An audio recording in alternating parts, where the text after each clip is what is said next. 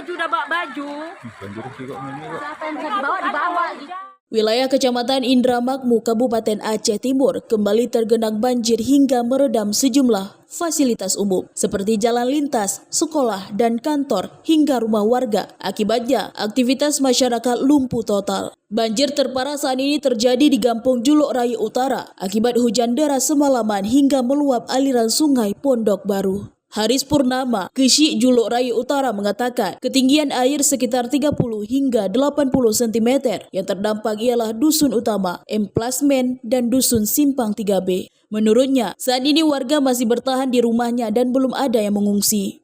Di Kampung Perkebunan Juluk Raya Utara saat ini sedang mengalami banjir di beberapa titik, yaitu tepatnya di Dusun Utama, Dusun Emplasmen, dan Dusun Simpang 3B.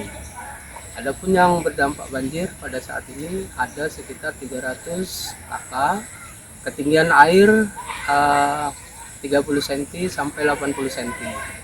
Sampai dengan saat ini perlu saya informasikan juga belum ada yang mengungsi, seluruh warga masih tetap bertahan di rumah, dan kondisi saat ini di Kampung Perkebunan Juluk Raya Utara juga masih dalam keadaan mendung gelap. Dikhawatirkan apabila nanti terjadi hujan kembali maka air akan bertambah mengendangi daripada pemukiman perumahan yang ada di Kampung Perkebunan Juluk Raya Utara.